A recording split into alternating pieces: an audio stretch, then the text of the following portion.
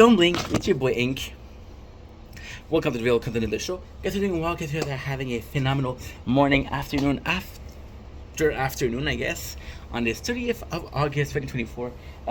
We made a video about Avocado this morning, and it just felt righteous that we made a video about one of the other OG YouTubers that I've watched. Never mentioned him, but he deserves some praise. And his name is, drumroll please, Ownage Pranks. Anybody a fan of Ownage Pranks? Ownage Pranks was exactly that. He was a prank caller. He would make some prank call. Now, the craziest thing about Ownage Prank was he was one of the most popular. Everybody listened to him. What about the OG YouTuber? Everybody freaking knew him.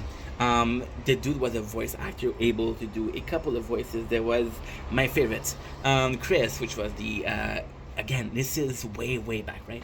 This is way back. This is the I think it's early 2010. Ownage doesn't do content anymore, and if he did, he just took a year break, right? You would do Chris, which is a gay guy. You would do Billy, which is a hillbilly. You would do Tyrone, which is a black guy. You would do Bukla, which is a Asian guy. You would do Alexander, which was a guy from Africa, like. So Tyrone was a black guy, right? And but he still had an American accent. Alexander was Africa with a African accent, right? Not trying to be offensive here, but still. We also had Abdul, which was the Arabic character, Rakesh, which was the Indian character. We also have, I feel like with Juanito, which was the Mexican characters, right? And Russell was Ownage Pranks, but he had this very white voice. Me saying this is horrible, right? Yeah, so the cool thing about Ownage Pranks was, again, those pranks were non-scripted. Those pranks were a couple minutes long, so you had the entirety of the pranks in a couple minutes, right? Which was phenomenal. But Ownage Pranks was very, again, one of my first YouTubers. But Ownage Prank was it was a very peculiar. I'm sorry, I'm cleaning at the same time. It was a very peculiar YouTuber. Ownage Pranks, when you look at him, there's some of his jokes, some of his pranks that I don't approve of. Some of his prank he went too far. Like there's this famous prank where he told the restaurant owner that his restaurant was on fire, right? Which was a bit too far. So Ownage Pranks, and the coolest thing with Ownage Pranks was he was anonymous, so making pranks was super funny, and he would go after everybody. He even had an application where you could copy his voice. It was really nice. It was next level. Oh my god, the surprise when you find a full can of Monster and you didn't know that was there. That is a beautiful surprise. Call me a surprise, because this is amazing. So yeah, Ownage Pranks, why I admire him so much was, again, it was one of the most popular YouTubers back then, which when was YouTube wasn't. It was on radio show. It was really talented. Tons of content, about 3 videos per week.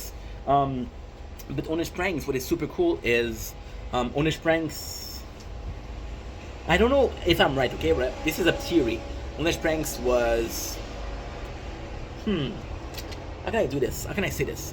He was very popular because he was a voice actor, right? Very popular. However, it wasn't the fun. Yeah, it was pretty funny, but most of his joke relied on the fact that he was a different. God damn it, the wind. Oh well, we'll take care of it after. My mom's coming tomorrow, so I want to clean the house a little bit. So Ownage Pranks, most of his joke was reliant on the fact that they were from different countries. They didn't understand, or they didn't have the same value as us, as other people, right?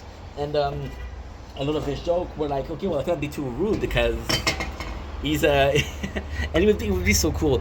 He would be Buklao calling Asian restaurant. It was a lot of it was about races. A lot of it was about races.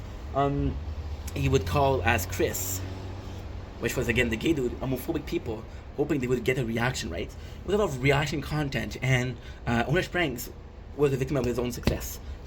The more people knew him, the more he got recognized. The harder it was to make pranks. Kind of like the guys of Nazdrovia. Wasn't planning on having a monster, but fuck it. Kind of like the guys of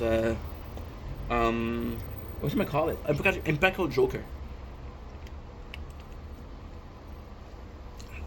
Q, Sal, Murray, and Joe Gatto. Love that show. Joe left, but still, he's one of the OGs, so still gonna include Joe. So when Sprang decided to do something else, and that was one of the craziest thing I ever saw. When Sprangs did a face reveal. A face reveal. When half of his content was the fact that he was being able to do he was able to do some voices, some different accents, right? But and it was a smart move. On paper, it's a smart move. So technically, he was like, "Hey, you're gonna see my face, but my voice is the actor."